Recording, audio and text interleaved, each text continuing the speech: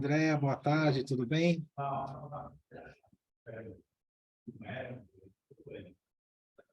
Seu microfone acho que está no mute.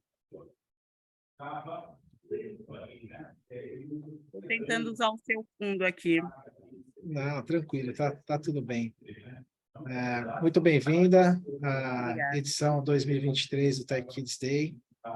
A gente está contando com profissionais excelentes aí nas palestras, muito conteúdo de valor para que a gente possa sair daqui um pouquinho mais preparado, né, para o mundo de hoje, para a gente conseguir conviver de uma forma um pouco mais segura com essa questão toda aí de internet, né, redes sociais, postagens, enfim.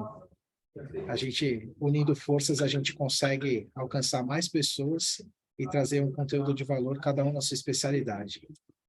Mais uma vez, obrigado pela sua presença aqui, sabendo que você é coordenadora do movimento, né, de Mulheres na Contramão, escritora e ativista. Então, vamos dar as boas-vindas a você aqui no Tech Kids Day. Eu vou te passar o host, não sei se você vai compartilhar algum tipo de palestra ou não, eu te passo o host. O Como espaço é roda de seu. conversa, eu prefiro deixar para as pessoas falarem. Tá, a gente Diferente faz da... assim, É, a gente a pode gente vê startar totalmente aqui, livre como um espaço de diálogo, é tá diferente de bom. palestra. Eu não gosto da questão da palestra. Tá, vamos começar o nosso bate-papo aqui então, e aí quem ficar à vontade pode abrir a câmera, pode abrir o microfone, para que a gente possa interagir aqui com a Andréa e compartilhar o conteúdo aí. Vamos lá, Andréa, o espaço é seu. Salve, salve, boa tarde. É um grande prazer estar com todos vocês. Eu sou Andréa Souza, eu sou uma paulistana, eu moro no Rio Grande do Norte, sou uma mãe solo e eu me considero uma mente barulhenta e uma ativista. Eu nem falo ativista, eu falo ativista, porque a gente utiliza a arte como uma ferramenta, instrumento de transformação, né?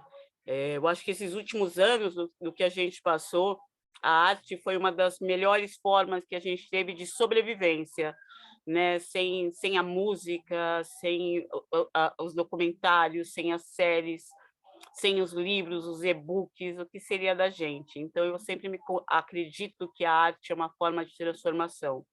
E como é que, nesse mundo tão virtual, como é que a gente consegue inserir com segurança as nossas crianças nesse território que parece meio sem lei?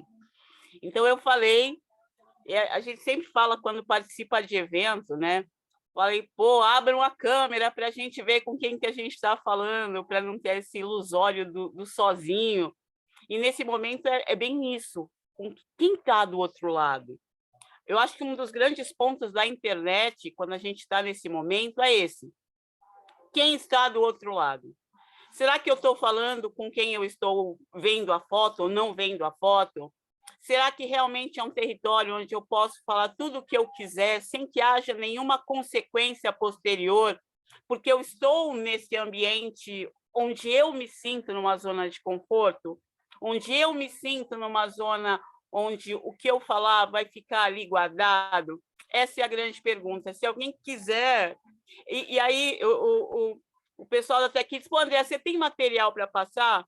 Cara, eu me coloco à disposição para quem quiser falar comigo no privado, quem quiser me mandar. A gente tem muito material. Mas num dia como esse, tanto no presencial quanto no virtual, a gente é bombardeado por material e falta essa troca. Todo mundo aqui tem alguma coisa para contar. E quando a gente conta, eu absorvo e, de repente, eu não digo que ninguém muda a cabeça de ninguém, mas, a partir dessas pequenas absorções, a gente começa a expandir a nossa mente. Em África, eu sempre vou falar sempre como base em África, eles têm os griots, e os griots são os passadores de conhecimento, são aqueles que transferem tudo que a gente aprende e passa para os mais jovens. Então, quando a gente tem a oportunidade de fazer essa troca ainda humana, guardando os conhecimentos na mente e não usando ferramentas, eu acredito que é uma dádiva. Então, se alguém quiser se apresentar, seja oralmente, ou seja no chat, pô, a gente está aqui para isso. Não é um espaço onde só eu quero falar, eu quero Não. ouvir. Legal, André. Assim, eu acho que é um pouquinho diferente das palestras, realmente, é uma oportunidade a gente poder participar e trocar esse conteúdo. Na minha visão, eu vejo que a falta dessa troca, né, de conhecimento, de experiências, está um pouco também atrelada a essa correria que é o dia a dia das pessoas hoje, né? Então, todo mundo super atarefado, todo mundo super cheio de compromisso, que você precisa se programar demais para, quem sabe, não esquecer de ir num aniversário, né? Que ponto chegamos, né? Então, assim, eu acho que esse conteúdo é legal para a gente parar um pouquinho, né? A gente avaliar um pouquinho como é que está a vida de cada um. É claro que nem sempre a gente tem a possibilidade de abrir mão de uma coisa ou outra, mas será que não dá para fazer nada diferente para que a gente volte um pouquinho até essa sensação de troca, né? Que você tanto comentou aqui, aquela coisa que antigamente as pessoas conseguiam sentar na porta de casa com uma cadeira, conversar, né? Falar um pouquinho, putz, comigo está acontecendo isso, como você reagiria, né? Aprender na prática, experiências do dia a dia. Então, eu acho que é isso. Para mim, a visão é, para um pouquinho, vamos olhar, será que a gente consegue ser um pouquinho diferente, né? Voltar um pouquinho para trás, que eu acho que se tivesse uma linha que determina um pouquinho o exagero, né, dessa quantidade de informação, quantidade de coisas, a gente está um pouquinho à frente da linha máxima. É isso. Acho que a Zilma quer falar um pouquinho. Zilma, fica à vontade. Obrigado Boa, boa tarde pelo novamente. tema. Ô, Andréia, eu aproveitando aqui a sua deixa, você falando do tempo, eu sou professora, eu trabalho hoje com desenvolvimento infantil, eu sou certificada pelo INSIGE da Márcia Belmiro, e assim, hoje é sábado aqui para mim, e eu só estou tendo essa oportunidade de estar aqui por conta que hoje aqui na minha cidade é feriado, a gente está em festa, e durante toda a semana eu trabalho na escola, e assim, eu estou aproveitando esse sábado para estar aqui para estudar. Então, assim, as demandas são muito grandes. Independente de você ser profissional e trabalhar, você ainda tem casa e tem filhos. Então, nem todo mundo tem essa disponibilidade de estar participando. Então, assim, eu vou falar por mim. Como é difícil você estar participando de eventos, como é difícil, muitas vezes, as mães estarem acompanhando. É por isso, assim, que muitos pais não estão acompanhando o que está acontecendo, justamente porque os filhos estão mais tempo na internet do que os pais. Está todo mundo muito ocupado. Hoje a gente pode observar que um grande número de pessoas precisa trabalhar em 2 empregos para poder suprir as necessidades. E os filhos? Eles ficam onde? Com quem? Qual é o tempo que você está tendo disponível para esse filho? Então, é nesse sentido que eu falo assim, será se todo mundo está disponível para estar tendo tempo? Então, é uma pergunta que fica uma interrogação, e assim, é triste isso, porque, na verdade, nós deveríamos ter esse tempo disponível para o nosso filho. Agora, nesse momento, eu estou aqui estudando, eu estou com meu filho aqui com um coleguinha, eles estão brincando, desenhando, eu coloquei lá um desenho, eles estão brincando, mas nem todo mundo tem esse cuidado e esse tempo. É nesse sentido. Será assim, se a gente priorizasse esse tempo de qualidade com o filho, será que não seria melhor? São N questionamentos que a gente se faz todos os dias, mas muitos pais ainda não têm essa consciência. É preciso que desperte essa consciência.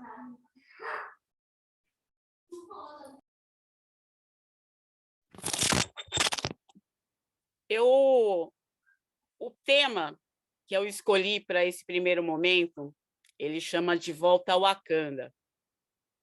E quando você fala da questão de professora, quando você fala da questão dos pais, quando a gente fala da questão dos filhos, e quando a gente vê um cenário que a gente está em 2023 e ainda a gente vê o racismo no nosso país ainda tão forte, e o racismo no mundo ainda tão forte, quando a gente vê o que aconteceu com o Vini Júnior nessa semana, e aí há um questionamento, e você pode pensar, por que De Volta ao Wakanda? O conceito do filme Wakanda, né, do mundo Wakanda, do Pantera Negra, ele é baseado no que seria o continente de África se nós, povo preto, negro, afrodescendente, não tivesse sido colonizado. Porque se a gente for ver a questão do desenvolvimento de África como um todo, ele era um continente desenvolvido. As pessoas vão dizer, mas em África já havia a questão da escravização. Existia, mas ela não era baseada em cor, era baseada num contexto de poder. O povo que vencia a guerra escravizava o povo que perdeu. E aí chegou uma época com a colonização que esse teor resolveu virar a cor da pele. E é por isso que é De Volta ao Wakanda. Eu tenho um trabalho, como eu falei, eu sou uma paulistana, eu sou de São Paulo, eu moro no Nordeste, eu sou da década de 70, então eu estudei no Colégio Notre Dame, Colégio Sagrado Coração de Jesus, eu escolhi nos melhores colégios que eu considero, colégios particulares, onde eu era, acho que, a única negra. E, apesar de ser criada numa classe média alta, na época que a gente tinha isso, né? Classe B, classe C, hoje em dia a coisa mudou um pouco o cenário. Mas meu pai foi da época do período de ditadura e meu pai foi um preso. Então, meu pai foi no Carandiru. Eu visitei Carandiru, que hoje em dia não existe mais. Então, eu era uma criança parda, convivendo numa classe social majoritariamente branca, mas numa condição de inferioridade. E quando a gente fala do branco, preto, pardo, eu nasci parda querendo ser branca. Eu acho que é um fator que a gente tem que falar. O sonho da minha geração, que era da mesma cor que eu, era a gente queria ser branca. Ninguém não tinha essa construção dessa pretitude. E foi uma construção. Eu não lembro, na minha adolescência, principalmente para a professora, que até agora foi a única que se pronunciou, a Zilma, eu não lembro de ter no quadro, a gente lê Quarto de Despejo. Ninguém nunca me falou sobre Carolina Maria de Jesus enquanto eu estava estudando. Então, quando a gente vem para essa parte, nesse momento de roda, de conversa sobre De Volta ao Wakanda, é pensar na potencialização. As nossas grandes obras, blockbusters e tudo mais, são baseados nos nossos momentos negros de escravização. Apesar de nós termos uma maioria populacional, nós ainda continuamos como objeto de estudo e não retratando os fatos, nós somos estatísticas. Quando eu lancei o movimento Mulheres na Contramão, e a gente falava do lugar de fala, grande parte de mãe solo, as mulheres em maior condição de vulnerabilidade eram as mulheres do grupo que eu estou, eram as mulheres pretas. E a gente tem que entender que a violência ela atinge todas as esferas. Não é pelo fato de ser preta que você... Não, mulheres brancas, mulheres de classe média, alta, a violência atinge todas elas. Mas as que se encontram em maior perfil de vulnerabilidade são as mulheres pretas. Novamente, voltando à educação, a gente tem uma lei que há 20 anos ela está para rodar, que é que a gente coloque o ensino da educação africana na grade, mas não só o período de 500 anos, não só a questão da escravização. Não é sobre isso, não é com isso. E como é que a gente, como pais, como educadores, como cidadãos e cidadãs, como é que a gente se comporta? Se vocês olharem na internet, a gente tem um exercício que foi feito com o Vini sobre racismo algorítmico. E se você coloca a imagem, qualquer informação, onde a imagem inicial tem uma pessoa branca em destaque, ela chega muito mais além. Ela tem um alcance muito maior. Então, se eu coloco a minha foto, vamos lá, eu tenho 6.000 e poucos seguidores. Se eu coloco a minha foto, ela chega, sei lá, a 2.000, 3.000 pessoas. Se eu colocasse uma foto de uma pessoa branca, a gente vai chegar a 8, 10 mil pessoas de alcance de imagem.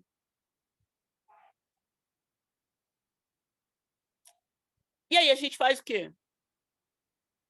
Eu tenho um trabalho em escolas, eu sou educadora social, e eu não falo, e assim, após muito tempo levando muito tapa para falar de racismo, eu resolvi que eu tinha que falar de eugenia, porque contra fatos não há argumentos. Então, a gente tem que entender, no nosso contexto brasileiro, que a eugenia foi um fator primordial na nossa construção, porque estava na nossa Constituição. O boletim, São Paulo é um grande ponto quando a gente fala, porque a gente tinha o Boletim São Paulo, onde a eugenia era colocada e divulgada. Da mesma forma que eu nunca ouvi falar no livro de Carolina de Jesus, O Quarto de Despejo, nunca ninguém me falou sobre o livro de Monteiro Lobato, O Presidente Negro. Se vocês forem olhar na rede, você consegue comprar por R$20. E numa sociedade utópica, quando finalmente, a história, dando spoiler, quando um homem negro chega ao poder de virar o presidente dos Estados Unidos, eles resolvem por fazer uma esterilização em massa do povo para que ele não se proliferasse.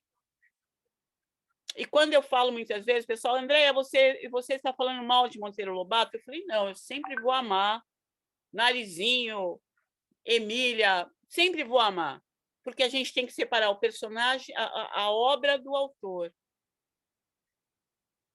Mas nós temos que entender na nossa base, quem mora em São Paulo, na capital, a Avenida Doutor Arnaldo, ali na Zona Oeste, Doutor Arnaldo foi o grande fundador da Faculdade de Medicina e era um eugenista de carteirinha. Roquete Pinto, que é quem começou com aqueles grandes concursos, os concursos dos bebês Johnson. Quando a gente fala bebê Johnson, como é que ele se parece? Era uma criança branca, rechonchuda, de olho claro. Foi assim que a gente foi criado. Ah, André, mas você tem 51 anos, vou fazer 52 na próxima semana. E eu tenho uma mãe com quem eu falo que no ano passado o filho dela estudava numa escola particular, uma criança negra, que sofria constantemente severas agressões por parte dos coleguinhas. De chegar e assim, além do físico, dele ser socado, chutado, cabelo puxado, uma violência psicológica, de uma vez ele comprar o lanche e a coleguinha chegar e falar assim, eu não sabia que você podia comprar lanche. Ele, por quê? Mas, porque gente da sua cor não tem dinheiro. E o que a gente está fazendo sobre isso? Eu acho que essa é a grande pergunta. No nosso núcleo, ou nas políticas públicas, se vocês quiserem depois, existem alguns materiais que a gente pode incluir no PPA nacional, né? Que a gente fale mais sobre equidade, que a gente fale mais sobre a igualdade, que a gente fale... Mas, assim, nós temos que fazer reivindicações. Existe o Ministério da Igualdade, e as pessoas falam, igualdade. A gente está no processo de equidade. Porque a igualdade, eu pressuponho que somos todos iguais. E, na verdade, nunca fomos todos iguais. Nós sempre estivemos numa posição subalterna. Eu estava num exercício, eu faço parte com muito orgulho, eu fui uma das selecionadas do projeto Ubuntu, da Vetor Brasil, entre 1.500 inscritos de diferentes grupos, eu sou uma das 100 selecionadas, e eu tive uma aula, eu vou pecar que eu esqueci o nome da professora, mas ela falou uma coisa que ficou na minha mente, que ela dizia que a história que nos contaram é que quando os portugueses chegaram, né, ao Brasil e desembarcaram, um dos primeiros presentes que eles ofereceram aos indígenas aqui presentes foi um espelhinho. E a gente sempre ouviu essa história do espelhinho, né? E qual o significado do espelhinho? Mas se a gente pega para um indígena, ele se olha através do espelho e ele via aquele colonizador, o fato da gente se olhar no espelho, além de mostrar a nossa diferença, nos coloca no espaço de parecer com aquilo que nós vemos. É assim até hoje. O espelho que nos oferecem na mídia é o corpo escultural perfeito, é a vida, e todas as redes sociais, o grande espelho que nós temos é esse ideal da perfeição. Então, ninguém mostra que, assim, hoje em dia tem algumas brincadeiras, mas em grande parte das vezes, ninguém mostra o cuscuz ou o pão com ovo que está comendo. A gente mostra os pratos bonitos e rebuscados. A gente não se mostra quando está rebuscada. A gente se mostra, mesmo nas redes. Nesse momento, se eu quisesse, fosse uma live no Instagram, eu podia utilizar filtros. O filtro coloca o olho, coloca a boca, coloca... Então, assim, são os novos espelhos que nós utilizamos para nos parecer com o produto que é o mais ideal. E o produto mais ideal, ele sempre teve uma pele clara, alva. Se a gente for ver, e quem for olhar agora na internet, na rede, a quantidade de dislikes que o filme A Pequena Sereia está ganhando nos cinemas é uma coisa absurda. Por que alguém vai dar dislike num filme para criança? Porque eles acham um absurdo que a sereia seja retratada como uma pessoa preta. Eu até entendo se fosse a Branca de Neve, né? Branca de Neve, ela era alva como a neve. Tudo bem, a gente entendeu. Mas por que na Pequena Sereia eu tenho que retratar uma menina branca, uma menina ruiva? Por que no mundo das sereias não poderia haver uma princesa negra? E aí a gente volta para a questão do Vini Júnior, que é do grande saber de todos, né? Porque pegou uma amplitude muito grande. E a gente teve a presidência, o presidente se pronunciando, e aí o pessoal resolveu falar alguma coisa, brasileiros também entrando nessa comoção. Mas onde estão os patrocinadores? Porque é uma questão de quem patrocina tudo isso, de um posicionamento. Eu participei o ano passado da Expo Favela, um evento que também aconteceu em São Paulo. E era um momento, gente, para quem é... onde 90% das pessoas eram pretas. Desde a portaria até apresentador. Claro, tinha a Loki, tinha Luciano Huck, tinham pessoas brancas, mas nós estávamos em todos os ambientes e também em posição de destaque, não só como aquele que serve o café ou que abre a porta. Nós estamos em todas as instâncias. Era um espaço de acolhimento. E eu nunca tinha tido uma emoção tão bonita. E tinha um amigo, que hoje em dia eu considero amigo, que é o Magela, que é do Ceará, branco, alvo, olho verde, cabelo loiro. Ele, André, eu estou me sentindo deslocada, é como se eu não estivesse podendo ver. Eu falei, então, você está se sentindo como a maioria de nós pretos, pardos, né? A gente se sente diariamente. Ele, ai, é muito ruim, né? Eu falei, com uma vantagem, ninguém te mandou abrir a bolsa. É muito difícil alguém de nós que não tenha sentido constrangimento numa loja ou num mercado. Eu falo para minha filha, não abre a bolsa, não abre a mochila, não pegue as coisas. E quando a gente entra no ambiente, mas, André, a moça está falando de vida real, como é que a gente faz isso na vida virtual? Eu lembro que há um tempo atrás, minha filha assistia no YouTube, antes eu não assistia tanto o YouTube Kids, ela assistia, minha filha, eu tenho um filho de 23 e uma filha de 10, então com 5, 6 anos. E tinha uns videozinhos que eram produzidos com brinquedos, era Barbie, né? E a gente olhava e achava normal. Falei assim, é coisa de criança. E aí uma vez, não sei por que cargas d'água, eu resolvi assistir. E era uma história do Ken com a Barbie, eles conversando. Era manuseado por adolescentes. Você via pela voz, né? Não era uma voz de uma criança pequena, não vou nem dizer adolescente, um pré-adolescente. Vamos considerar alguém de 12, 13 anos pela voz. Não era uma voz imitando, era uma voz E os comentários eram, ai, aquele ali, ai, parece carvão. Era para crianças de 5 anos. Minha filha na escola, a gente morava numa cidade litorânea chamada Praia da Pipa, que fica em Tibau do Sul. E eu lembro que quando ela entrou no CEMEI, tipo assim, nasceu gatinhando na areia. Era o sonho de consumo de paulistano e a gente morar perto da praia, não ter que subir serra, descer serra. Não tinha isso, morava a 2 minutos da praia, 2 minutos mesmo. Então, ela começou a gatinhar na areia. E depois a gente acabou voltando. Eu vim para trabalhar na Copa do Mundo e acabou voltando para a capital, que é Natal. E uma vez ela, não quero mais ir na praia. Eu falei, mas por quê? Não, mamãe, porque minha pele vai ficar escura. E por que não pode? Ah, porque pele branca é mais macia. Onde ela viu isso? Quem falou isso para ela? Provavelmente uma outra criança. Aí, maldade? Não, ela está reproduzindo.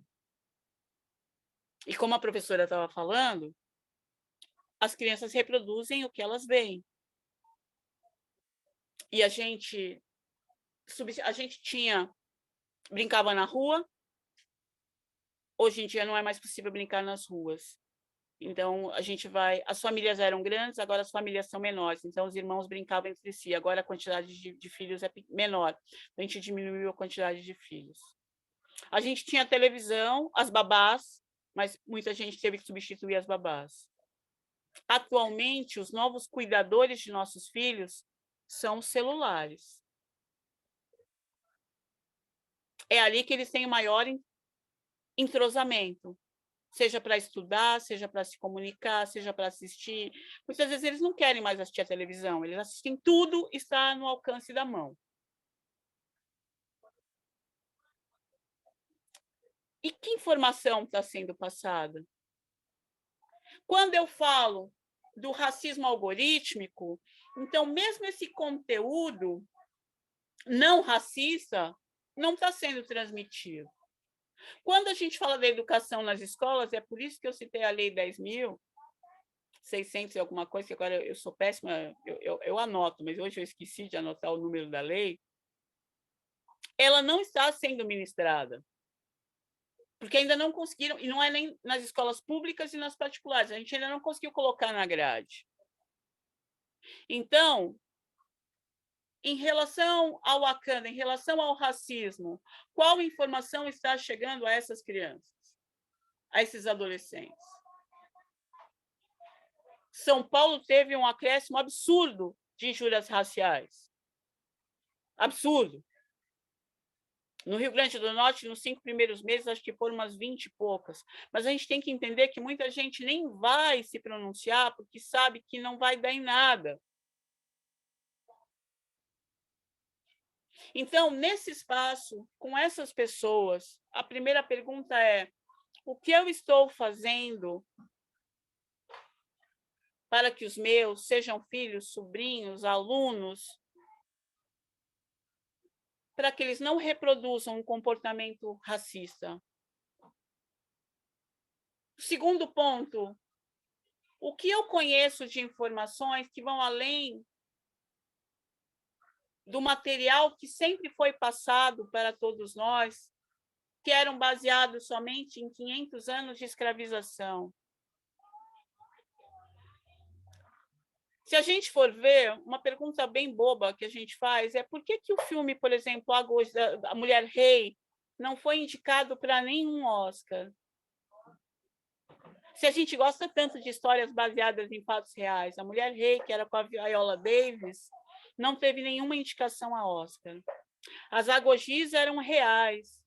Aquele reino foi real. Elas iniciaram com um processo. Inicialmente eram mulheres que eram as esposas do rei, e posteriormente eram mulheres comuns que iam. Elas podiam ser tanto caçadoras, quanto elas podiam formar um exército exitoso.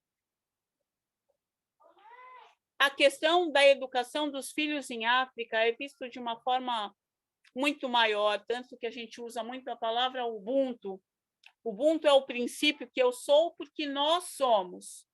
Eu não consigo ser completo se o meu próximo estiver incompleto. Eu não consigo ser feliz, porque a gente não mora numa ilha, se o meu próximo estiver infeliz.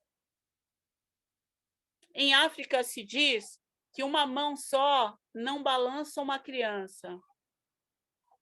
Então, as crianças são sempre consideradas bênçãos em África. E toda a tribo se preocupa com elas.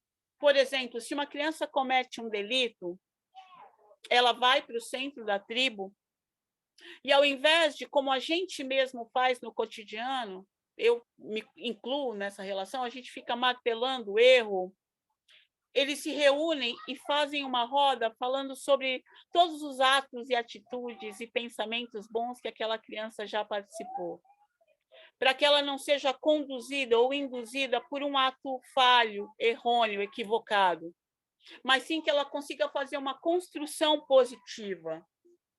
Por que a gente continua vendendo a África como um país e principalmente como um continente pobre? Por que a gente fala tanto, repetidamente, sem desmerecer a guerra da Ucrânia, e a gente não fala de todas as guerras civis que estão acontecendo nesse momento em África? Mas, ao mesmo tempo, sem desmerecer, por que a gente não fala de todos os avanços que a África trouxe? Os grandes pensadores matemáticos, antes que eles fossem para a Grécia, que é o grande berço da civilização, eles moraram em África. E em África, eles adquiriram grande parte dos conhecimentos, levando posteriormente. Eles eram alunos em África, voltavam para a Grécia, como não existia patente na época, então eles chegavam, transformavam essas informações de uma maneira mais coerente e expandida, e ficaram como os detentores da informação. Outro dia eu assisti um episódio da Ana Maria Braga, aqueles de culinária, e aí a pessoa tinha que se vestir, né? É toda uma festa que se faz. E nessa festa, uma das mulheres, ela se vestiu toda em ouro. E aí um dos outros candidatos falou assim, eu não entendo, cara, porque que, né, é a África, ela colocou um monte de coisa dourada, nada a ver. Ele não falou por maldade. Mas a gente tem que ver que existia em África, no período antes da escravização, até as correntes, os adereços dos animais, os cachorros que ficavam dentro do palácio eram de ouro. E por que a gente tem essa visão da África pobre? Por que a gente ainda vende essa miséria? Por que nós ainda continuamos sendo a visão da cor do pecado? Por que um Vini Júnior, apesar de todo o seu processo, que a gente podia falar assim, é meritocracia, né? Que chama, por que ele continua sendo chamado de macaco? Por que uma criança preta é socada? Por que na internet, que é uma terra de ninguém, a gente faz piada sobre isso? E quando teve agora a polêmica com o stand-up comedy, o Léo Dias não, é Léo alguma coisa, gente, esqueci o nome dele. E ele fazia várias brincadeiras, comedies sobre o racismo, e a gente fazia umas matérias, o pessoal, você tem que entender, é uma piada, você não sabe o que é piada? Eu falo, cara, eu sei o que é piada, mas piada não é uma coisa que devia ser engraçada para as pessoas rirem? E uma das respostas que eu tive foi assim, mas piada sempre é para ofender alguém. E por que esse objeto de ofensas, na maioria das vezes, é sobre pessoas pretas? Pessoal, mas tem aquela brincadeira da loira burra. Eu sei, mas vamos colocar na escala. Nenhuma mulher é presa porque é uma loira, mas as pessoas são presas porque as confundiram com outra pessoa, e normalmente essas pessoas que são confundidas são pessoas pretas. Então, a grande pergunta que a gente faz, que é de volta ao Wakanda, como é que a gente faz para voltar, se é pelo conceito que é em voga, e muitas vezes, da meritocracia? Por que as pessoas chamam tanto todo mundo de os guerreiros e tudo mais, mas na hora da contemplação, das promoções, Por que a pele preta não é considerada da mesma forma? Vamos lá, quantos professores pretos a gente teve? Quantos chefes pretos a gente teve? O teste do pescoço que a gente fala, em um ambiente que você estiver, olhe para o lado e veja quantas pessoas pretas. Quantas pessoas pretas a gente vê na primeira classe? Quantas pessoas pretas a gente vê como um coach de sucesso? Como assim, já houve casos em que um comedy ele foi convidado para uma festa e ele foi impedido de entrar porque acharam que ele não podia ser um dos convidados VIP. Pela aparência. Então, a primeira pergunta é: qual é a aparência de alguém de sucesso? Porque se a gente for ver qual é... a gente fez um teste aqui há 2 anos atrás, não, um pouco mais, antes da pandemia, e era um exercício de segurança. Imagine você à noite andando sozinha, era com mulheres. Imagine você à noite andando sozinha. Imagine que vem 2 pessoas, 2 homens, com um aspecto ameaçador. Descreva. Nós fizemos entrevista com 50 mulheres. 45 declararam que esse homem era negro. 45 descreveram como um homem negro que ela via que podia vir assaltá-lo. Por quê? Essa é a questão. Por quê? Eu vi que ninguém escreveu no chat. Se vocês não quiserem falar, eu acho difícil. Sempre alguém tem alguma coisa para falar. Dê uma sugestão. Ou, qual que é o grande problema? E não existe resposta certa. É aquilo assim, cara, os negros ainda não conseguiram se impor. Uma pergunta mais crítica, por exemplo. Eu estava numa reunião, há 2 semanas atrás, de café com política. Então, a gente falava sobre política. E tinha uma pessoa falando, e pelo comportamento, eu falei: você é a favor ou contra as cotas? Ele falou: eu sou a favor das cotas sociais, sou contra cotas raciais. Eu falei: mas... E aí levanta, e a gente vai explicar a relevância de uma cota racial. A cota social sempre existiu. Se você é uma pessoa branca, preta, parda, amarela, que se encaixa, estudou em escola pública, sua família tem uma renda per capita daquele valor, você tem a questão social como garantida. A cota racial é uma questão de reparação histórica. Porque, mesmo que a gente compare os demais, a gente fala muito sobre Auschwitz, sobre tudo que aconteceu ao povo judeu, mas a gente fala muito pouco ainda sobre o rei Leopoldo e a quantidade de negros que foi assassinada. Por mais que o país fale de uma retratação, por mais que ele peça desculpa, mas o mundo como um todo não questiona essa leitura. O que falta? Mas a gente fala assim: André, você está falando de fora do Brasil. Tudo bem, nós somos um dos últimos países em relação à abolição da escravatura. E não foi porque a gente ficou bom. Foi simplesmente porque nós teríamos sanções econômicas. Foi uma questão de bolso. Se não fosse pelo bolso, a gente continuaria por mais tempo como continuou. E muitas vezes, quando já no período de proibição, que os navios estavam para ser abordados, eles jogavam ao mar a sua carga. E a carga eram pessoas vivas, eram os negros. Em quantas histórias, como é que a gente, que atualmente fala tanto até em inteligência artificial, como é que a gente não consegue abolir essa prática? E, principalmente, quais são as ferramentas que eu, como pessoa, como cidadão, como mãe, como pai, como responsável, como patrão, como funcionário, tenho tomado, mesmo que seja na internet? E como esse aqui é um trabalho em relação à proteção de crianças, como eu tenho protegido os meus filhos e como eu faço com que os meus filhos não reproduzam essas práticas. Foi retirado do ar essa semana pelo Google um jogo que era uma simulação do período de escravidão. Então, você podia simular açoite.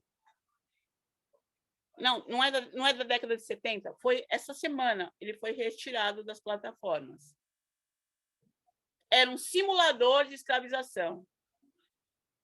Quem joga? Ah, mas é só uma brincadeira. O que a gente propõe com esse tipo de brincadeira? Nossos filhos têm acesso? Porque a proteção tem que ser dos dois lados. Em algum momento, vai se repercutir no mundo real. Os sinais são dados. Crianças pretas, o Lázaro Ramos começou uma campanha linda agora, falando sobre a saúde mental de crianças de 0 a 6 anos pretas. Quem quiser, eu vou deixar o meu contato depois, tem material lindo de um menino de 22 anos agora, que ele está fazendo já, terminando a faculdade, iniciando para o mestrado, e ele falava que, com 6 anos, ele questionou os pais e brigou, porque ele disse, por que eu sou preto? Por que vocês me fizeram preto? Por que vocês me fizeram assim? Porque ele sofria todo dia. Então, esses primeiros encontros, quando eu faço roda, normalmente é um monólogo. Eu espero que a gente tenha outras oportunidades. E no presencial eu gosto muito, que aí você vai na pessoa e fala comigo. No online a gente não tem essa, né? Igual a professora fala, vem aqui do meu lado, me dê sua mãozinha, vamos escrever junto. No online, a gente não consegue ter esse gancho com as pessoas. Mas, por outro lado, é bom, porque não há um constrangimento. Então, eu posso pensar com mais calma para o meu eu. Um dos exercícios mais interessantes que eu fiz na minha vida foi em 2000. Eu passei pelos 5 tipos de violência doméstica. Eu sou a terceira geração de mulheres da minha família que enfrentaram a violência doméstica. E o exercício que eu posso dizer que deixou mais legado foi quando eu fiz roda de conversa com homens agressores, de todos os tipos. E tinha um que ele chegou e falou assim, ele era evangélico, né? E ele olhou para mim e falou assim, ele falou assim, eu fiquei ouvindo o que a senhora falou, e ele cometia a violência psicológica. Ele não batia. Aquela coisa, mas ele não batia, tá, gente? Ele não batia. Ele falou assim, eu casei aos 18 anos, minha esposa tinha 17. Eu nunca dei nada para ela. A senhora acha que ele era mais velho que eu até, mas ele me chamava com muito respeito de senhora. Não era um homem que você ia olhar e falar, cara, é um agressor, né? Mas a mulher dele era muito sofrida, muito debilitada, porque ela se achava nada, porque ele colocou na cabeça dela que ela não podia fazer nada. Baseado que ele era a cabeça, né? Numa religião meio distorcida que dizia que ele era a cabeça da família. Então, todo o pensar era dele, ela só tinha que fazer o que ele mandasse. E ela tinha um filho gay, então, assim, ela vivia um inferno em vida. E ele falou para mim, a senhora acha que faz diferença? Eu nunca dei nada para ela. Assim, como assim? Não, tem essas coisas de Natal, né? Aniversário, Dia das Mães, nunca dei nada, não. Falei assim, moço, ela casou com que idade? 17. Vocês se conheceram com que idade? Ela tinha 13, eu tinha 14, aquela coisa, namoro de criança. Falei, moça, ela achou que tinha encontrado o príncipe encantado. E até hoje ela está esperando. Nem que seja ela é evangélica, nem que seja um batom daqueles de chocolate. Aqui a gente tem uma florzinha que ela abre às 11 horas. É linda. Ela nasce no lixo, assim, mas ela é lindinha. Assim, nem que seja uma 11 horas, nem que seja uma xanana. E 6 meses depois eu voltei, depois eu não consegui dar continuidade, que a pandemia chegou. mas eles estavam conversando. Ela já tinha o cartão do Bolsa Família para poder ir no mercado e fazer a compra. Não era mais ele que controlava o cartão. É uma palavra.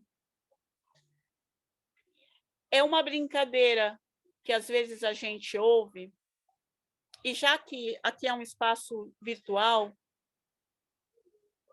é um comentário racista que a gente fala, ai, para, muito sem noção isso. Só isso. Só a gente dizer muito sem noção isso é uma forma de resistência. Se a gente pegar, tem um filme lindo que chama Hair, que é para crianças, que é sobre uma menininha com o pai e toda a questão do cabelo. E eu recomendo, se vocês quiserem, falem comigo e eu mando o link para vocês. Que só aquele, para a gente passar para os nossos filhos, pretos, pretas, já é um movimento de resistência. E claro que eu não sou favorável à questão do cinema, de dar dinheiro, não é isso, não trabalho para nenhuma indústria. Mas eu acredito que levar os filhos num filme como A Pequena Sereia, incentivar filmes, livros, tem muitos livros de autores agora que são feitos não sobre brancos falando, mas de pessoas pretas falando sobre isso, para crianças, eu acho que é um caminho. Porque, assim, a nossa geração, da maioria que está aqui, é uma geração que a gente já está construído. Aquela, estou me desconstruindo como racista, tudo bem, mas, assim, já que o teu vai demorar muito, eu acredito que o fato da gente passar para os nossos filhos uma visão antirracista, porque não, antirracista, não é não na racista. Quando eu comecei na militância, eu era muito mais sutil e eu falava, não, eu sou antirracismo, porque era pelo pensamento. Vilmara, manda sim, vou te passar o meu Instagram, fala comigo, gente. Me deem um oi, abra uma câmera para eu olhar, para eu sorrir, para a gente chorar. Mas eu era uma pessoa muito mais... Eu sou antirracismo. Hoje em dia eu falo que eu sou antirracista. Porque quando a gente fala só o antirracismo, a gente se esconde num pensar, mas quem mata, quem nos bate, quem nos xinga é uma pessoa. Ela tem o direito de não compactuar com aquela ideia. E quando a gente fala em relação às crianças negras, elas estão cometendo automutilação. Tem crianças de 4, 5 anos que pedem para alisar o cabelo. Não são os pais, muitas vezes, que reforçam, porque elas sofrem bullying na escola. Então, se aqui é uma roda com educadores, façamos uma roda. Eu estou aqui com um projeto em Natal, no Rio Grande do Norte, chamado Projeto Griots do Amanhã, que a gente quer levar as crianças de escola pública para assistir Pequena Sereia. E que depois eles pintem, para que essas crianças possam ver que elas podem ser de todas as cores, que não existe um empecilho, que não é uma cor que define, e que ser preto é lindo. Eu sempre vou dizer, está quase encerrando o meu horário, mas assim, Carolina Maria de Jesus, para mim, é uma das grandes, e eu sempre repito uma frase dela que diz assim, um verso, né? E ela fala que ela levava, eu levava minhas obras, né, para os donos de circo, para ver se virava peça. E eles diziam para mim, sua peça é ótima, pena que você é preta.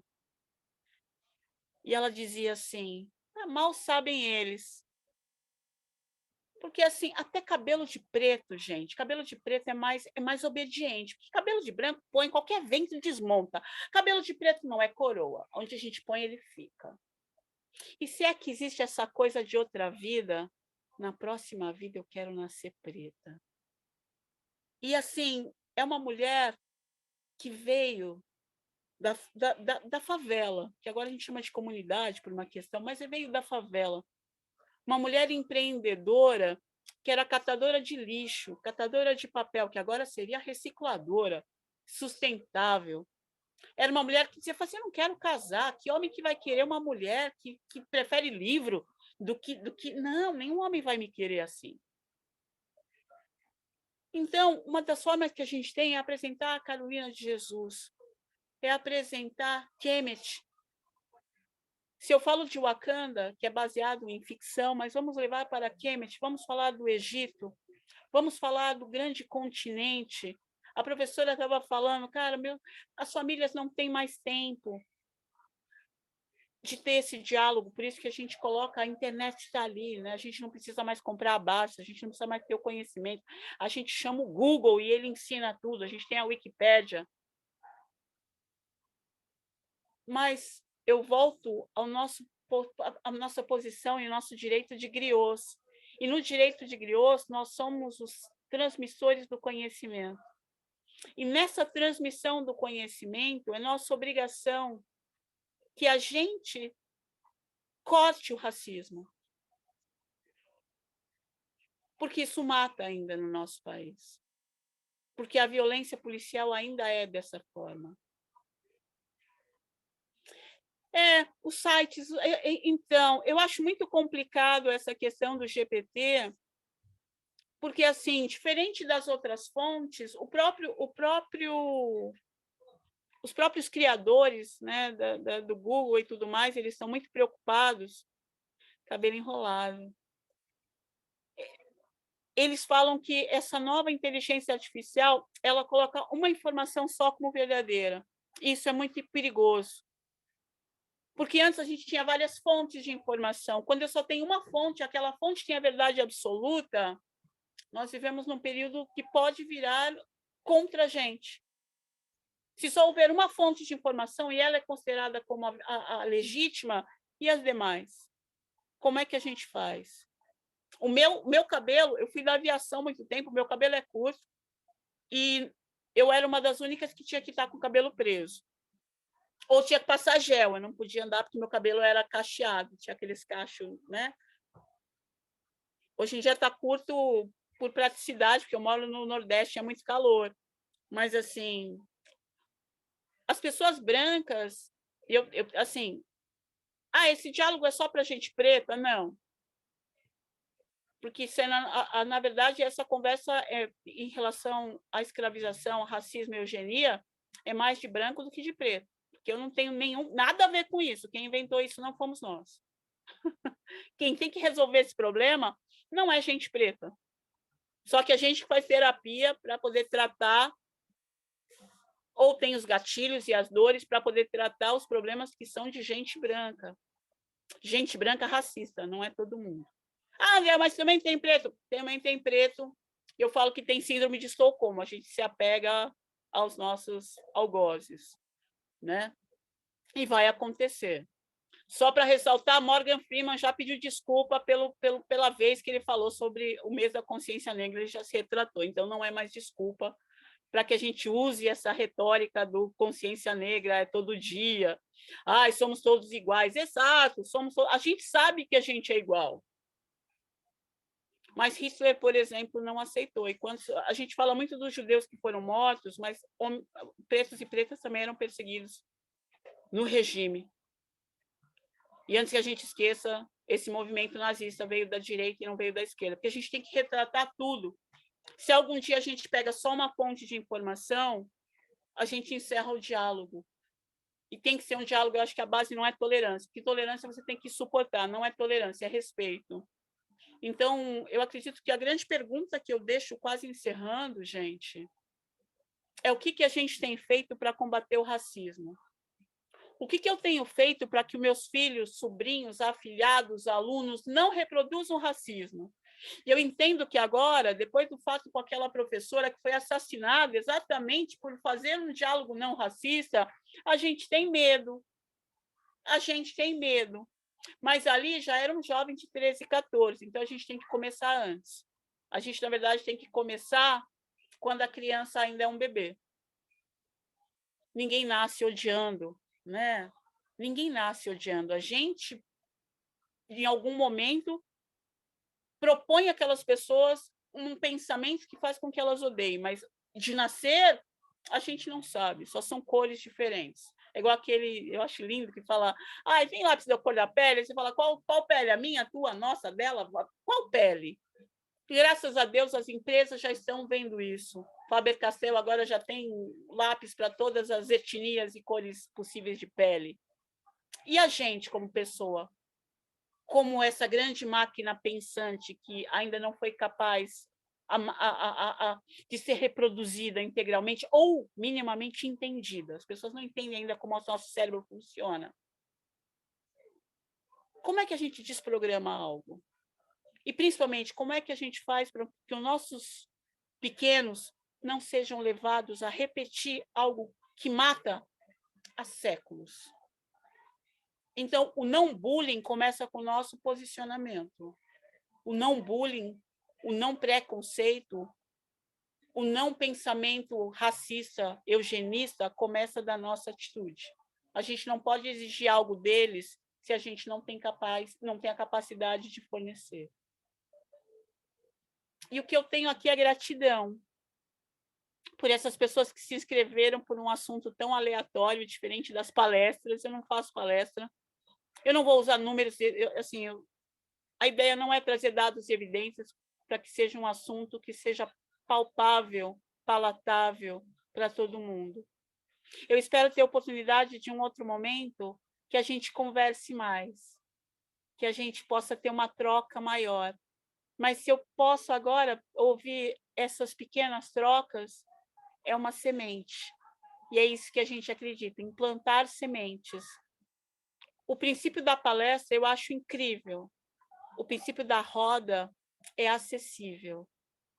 Porque depois daqui, por exemplo, a professora ou os demais, sejam vocês os protagonistas em outras rodas de conversa.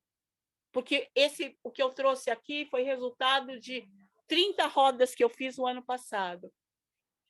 Essa daqui é um legado, é distribuir a semente. Muito obrigada.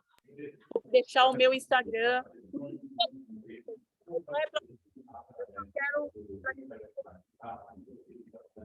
André, obrigado por toda a contribuição aí, né, da sua experiência, né, das suas rodas de conversa, trazendo aqui para a gente quase que um resumo de tudo isso. Mas acho que a gente fica aqui realmente com uma lição de casa, né? A gente sabe que qualquer coisa que a gente queira mudar, o maior instrumento que a gente tem é o exemplo, né?